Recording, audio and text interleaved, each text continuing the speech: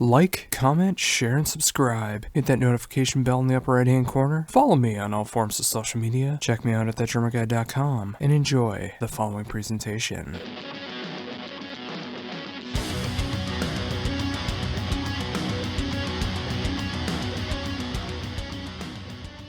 Hello? Hi, Josh. This is Fred of Satan Takes a Holiday. Hi, how's it going? It's going good. How are you? I'm doing great. Thank you very much for taking time to do this interview. Of course. Thank you for having me. Well, awesome. Well, of course, we're here to talk about the brand new album from Satan Takes a Holiday, a new sensation, available now from Despotz Records. With the album being out a couple months now, I mean, how does it feel to have the album out now? It's this is our fifth album, and it's always a relief. I'm the kind of angsty guys that they begin to question everything in the last minute.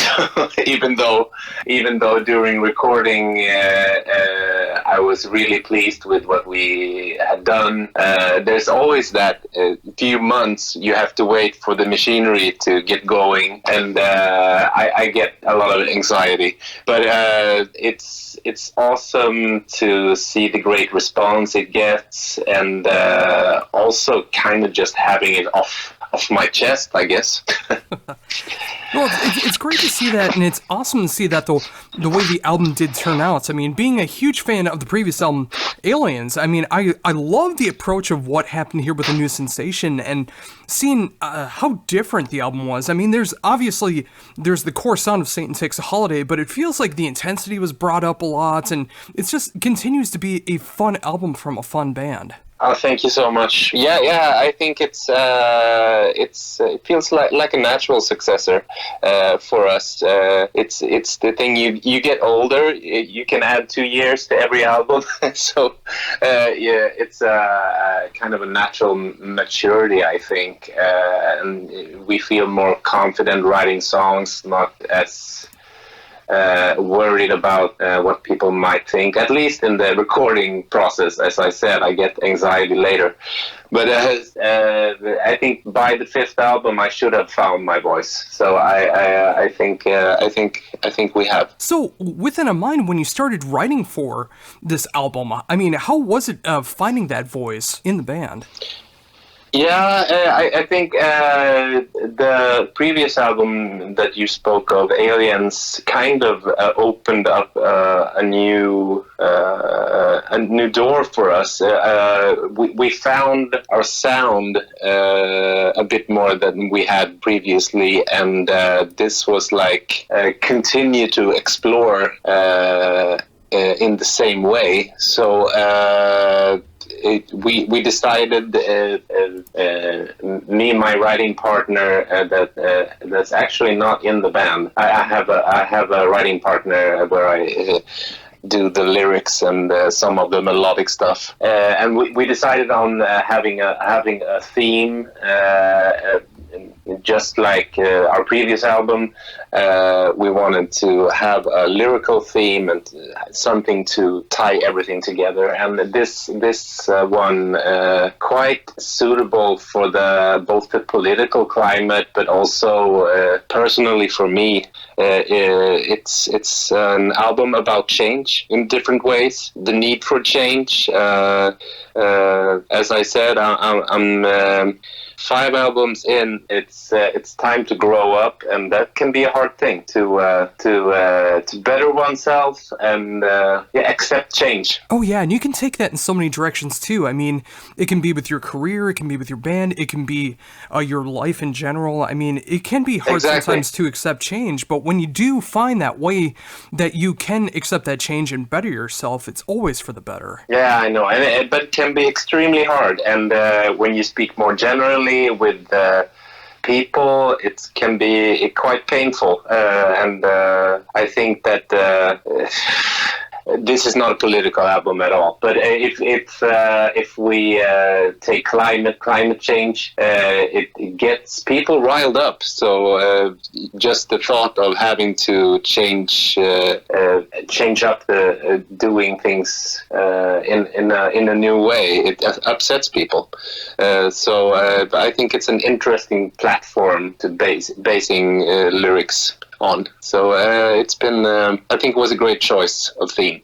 Yeah, and I definitely appreciate that now. And when I go back and think about the album and look at it from that context, it absolutely makes sense lyrically what's going on there, and seeing the directions musically it's also going into, and, you know, just taking it from that musical aspect of change and being able to apply it into life. I mean, that's what makes this album really stand out. Well, thank you so much. Thank you. I'm glad it gets across.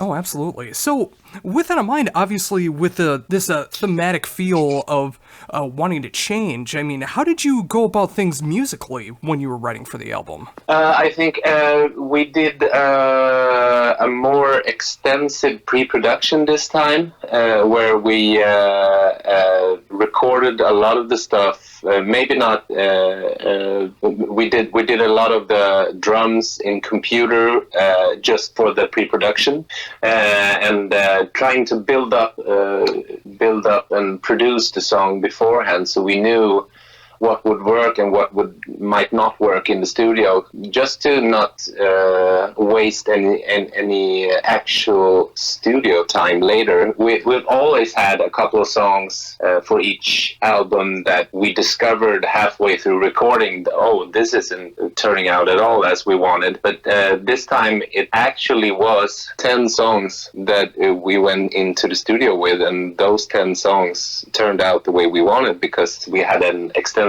pre-production, and that's you get a lot of extra chances to change your mind and change up lyrics, and maybe the drums should riff the same way the guitar does in this part, and you discover a lot of things if you do a pre-recording. It's pretty tedious, and it takes a lot of energy, but it's definitely worth it, I think. Oh, absolutely. And I think a lot of people really underutilize the idea of pre-production and getting those ideas out there, rather than spending a whole month in the studio or whatever the case is just finishing out the songs. I mean, when you can figure out as much as you can before going into the studio and getting those right ideas, that way you can just spend the most efficient time into the studio and obviously save some money in the process. Exactly, or use that extra money not spend that on doing another take, or playing something until you're really satisfied with the result. Oh, absolutely. So also it's just great to hear the way that the band is coming into its own really with this new album, you know, both lyrically and musically. For your equipment and setup wise, did you change anything since the last album? Well, right after we recorded last album, I started using 2 amps on stage. So that's something that really has affected the live sound, at least. So I'm playing 2 different sizes of Vox guitar amps at the same time, all the time, kind of making up for not being more than 3 people on stage, I guess. And it's really become a sound of mine. I might not have had one before for the stage. In studio, we're not shy on adding extra guitar tracks, but it's nice to kind of live up to the studio sound on stage. So, but that's for me, and for the other guys, I think they pretty much use the same equipment they've always had. Johannes is a Univox bass collector, I would say. So he adds more vintage Univoxes all the time to his collection. So that's really his sound. Oh, and that's so great to hear that too. I mean, when it comes to him finding his like a bass sound, and you finding that live sound, being able to make things more filled up, because there are so many great takes that are going on within the album when it comes to guitar tracks, and it's great to be able to fill that up in that live setting. So adding 2 amps to the live set, I mean, that's a really cool idea. Yeah, it was really, this is something I've thought about for a long time, but once I kind of started to play around with it, and realizing that I needed 2 amps with different sounds, and maybe neither of them would work just listening to one of them, but playing them together really makes up for the entire sound. So yeah, I'm happy with that discovery. And what was that like once you started playing the older material with that 2 amp setting? Yeah, exactly. That's previously we might have kind of trusted that if we just put in 200% energy instead of to make up for what we added in the studio, but that only goes so far. So it's really nice to hear those old songs with a great guitar sound, the way they should. Yeah, and that's so great to hear that too, because again, with those previous albums, I mean, there's so many great guitar tracks that are going on there, and obviously when there's just one guitar that's going on there, it can be sometimes taxing to decide like what tracks to use. Like there might be some really cool guitar tracks that you're not able to do just because there's one guitar on stage, but it does help fill that void. Yeah, it does. Yes. Of course, I'm still just one man playing the guitar, but it's always that choice of choosing the right middle way to make it work live. But people keep saying to us that we're a better live band than in the studio, or that they are pleasantly surprised when they see us live. So I guess we're doing something right. Oh, absolutely. I mean, when you can put out some fantastic studio material like you guys have done, and then be able to blow people away with the live show, I mean, being sounding off even grander than you do in the studio, you are fully becoming your own as a band. Yeah, I guess so. that sounded nice the way you said it. Yeah. So, with that in mind, I mean, what's it like to be having some new songs to be able to add to the live show now with this new album? It's always a great thing to add new songs. You spend quite a long time with the pre-production and all, making the album. When we finished the recording session and kind of in waiting for the album to come out, we actually have to relearn the songs because it's such a long process, and you dissect the songs, and you play bits and pieces and change up things. And also, with us being just 3 people, we are pretty busy when we play the songs. We have to. I'm putting both of the other guys to work doing vocals, and I have to choose what guitar things I want to play and make it work while I'm singing. And so it's a great challenge, but it's always very fun, and I like that process. And when it starts to sound good, and when you find a way for it to work, it's a great feeling. Oh, absolutely. And again, it's so great to see that with a band, with it being 5 albums in, and you're constantly finding ways to be able to improve the band, be it just focusing on yourself, be it the entire band, be it production, songwriting, whatever the case is. When you're constantly able to improve yourself and bring that change, it's always a good thing. Yeah, exactly. Yeah, I don't know what we would do if we were making worse and worse albums. So yeah, I definitely still have that feeling that we're getting better for every album, every year that goes by. So again, with that in mind, obviously an important aspect of being able to promote the album is the singles that go into it before the album release. How did you go about deciding what songs were going to be shown off before the album came out? Well, I had the first single, "A New Sensation." That's a pretty different sound from anything that we've made before, and I know it would be sticking your cheek out. releasing that as a first single, but it was, ever since we recorded it, it was kind of a favorite of mine. And we also did a kind of a survey with people we trust and the record label and our families, and there were 3 or 4 songs that came up, and actually I think we went on most votes counted in the end, and so it came down to A New Sensation and the song Unicorn, and it got a great response, and there's a lot of people listening to them. A New Sensation actually is streaming faster than any song we've ever released, so I guess we made the right choice. And that's great to see that too. I mean, between both of those songs, I mean, the title track and Unicorn, I mean, it's 2 very different sounds in the band, and it's great to see that warm reception that's going on with the band. I mean, if it's getting that many streams and that many people are checking it out and hopefully discovering the past material as well, I mean, it's great to see that. Yeah. It's I kind of get I'm a stream junkie. I keep track on how many people listen every week, and it's just it's a great feeling seeing that something you've worked on is being listened to and streamed all over the world, even though we might not be able to find the time to travel all over the world and play for people. It's just an awesome feeling to connect with people outside of your own reality, I guess.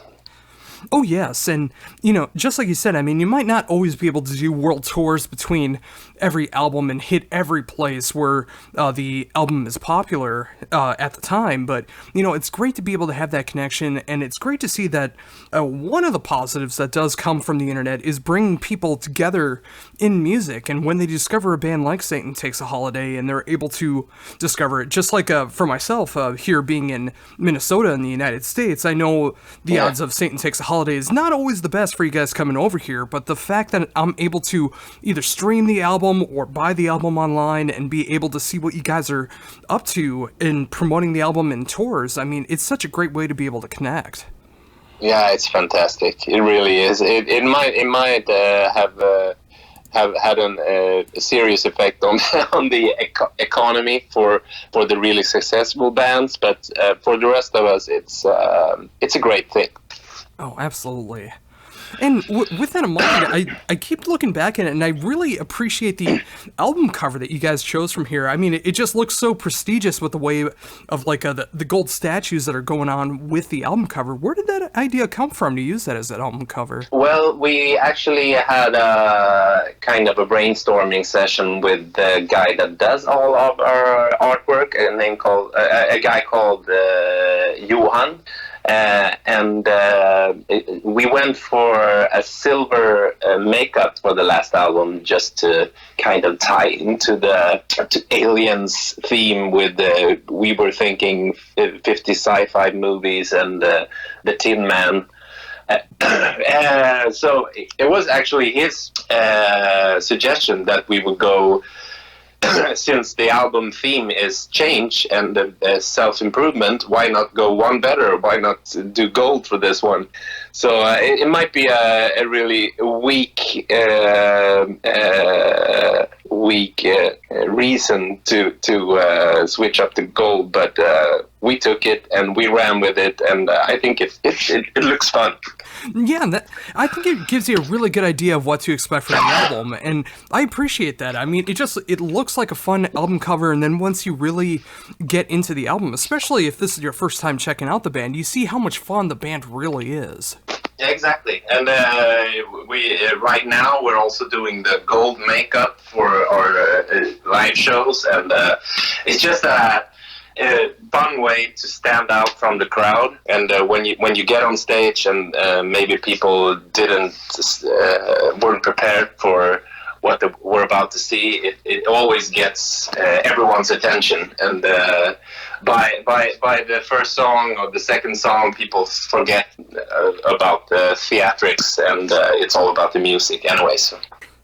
Yeah, and again, it's such a great thing to be able to see that. I mean, whether it's someone showing up to a show who may not be familiar with the band, or they're checking you out for the 5th time for this new album. I mean, it's great to be able to switch up the theatrics of the band. It's great to be able to switch up the set list and always continue to have that fun show and put on the best performances that you can. Yeah, really, I agree. And we have done an extensive Scandinavian European tour for this spring, and now we're working hard on adding more songs from the new album for the rest of the summer and the fall. So it's keep challenging us and giving the returning fans something extra.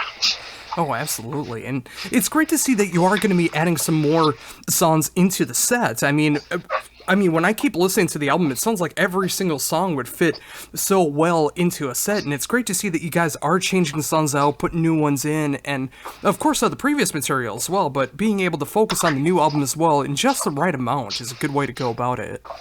Yeah, thank you. Thank you so much. So, with that in mind, obviously, like you mentioned, later this year, there will be more touring that's going on to be able to promote the album. Is there anything that's going to be going on after that, or in 2020? No, I think we will have to focus on doing Scandinavia for the fall. There are pretty many shows already booked, and we're in a situation now, as you could believe, we're on the 5th album. We have families and kids, at least 2 of us, and so we can't be on the road all the time anymore. So we will have to push some of the international plans until 2020. There's no concrete plans for the States yet, I'm sorry to say, both for you and for myself. I would love to. So we will definitely have a lot to do even in the next year. And of course, in the long run, we will start writing material for the next album, but that's a different chapter. Oh, for sure. But it's great to see that you are focusing on Scandinavia and, just like focusing on that area, building your name out there and, keeping those fans happy. And then when you are able to do those international dates like you've done before and will be again, it's great to be able to hit those different territories of the world and be able to play that music. Yes, it's awesome. I really love doing international shows and seeing different cultures and different audiences and how they work, and beautiful places and sweaty tour buses. But it takes a lot of time to get to those places, and it's a shame. I'm not really a believer in flying everywhere either, so it's by bus it takes some time. I wish I could teleport all over the world so I could play in the States tonight. That would be perfect for me. Yeah, I'm very much the same way. I honestly do have a bit of a fear of flying when it comes to that aspect, and I've always wanted to go over to Europe and be able to see so many of my favorite bands that I know are either to play the States very minimally if they've ever played at all. So I completely understand that aspect. Yes. No, I really, as I said, I really hope that we can do North America sometime in the future. We just got to find the right moment and be sure to come to Minnesota. Oh, yes. And yeah, I mean, if I love it this much, I know there's others from North America that would love this album, if not love this album more than I do. And it's great to see all the great reception that I've seen for the album so far, be it comments on YouTube, be it comments that I've seen on social media. I mean, whatever the case is, I've seen so many great positive things about this album, and it's so great to see that. And it's great to hear you so happy about this album and the upcoming touring and everything that's going on in the world of Satan Takes a Holiday. Thank you so much. Thank you for saying that. Oh, absolutely. And I think with that, I think that's a fantastic note to end on. Thank you so very much for taking this time to be able to talk to me about everything going on in the world of Satan Takes a Holiday. And of course, the brand new album, A New Sensation, which is available now through Despotz Records. This is just a fun, amazing album, just a little over a half hour, but it hits me so hard in so many great, happy ways. I mean, no matter how fast or slow, no matter what the topics are about, I mean, it's just a fun album to listen to. Hopefully one day, whether I make it over there or you guys make it over here, I'll be able to see a live show and really get that live aspect of what you guys are about. And I really appreciate you taking this time to be able to talk to me. Thank you so much, Josh. Maybe we'll meet halfway, right? Oh, I think so. Somewhere in the middle of the Pacific, I guess. Oh, yeah.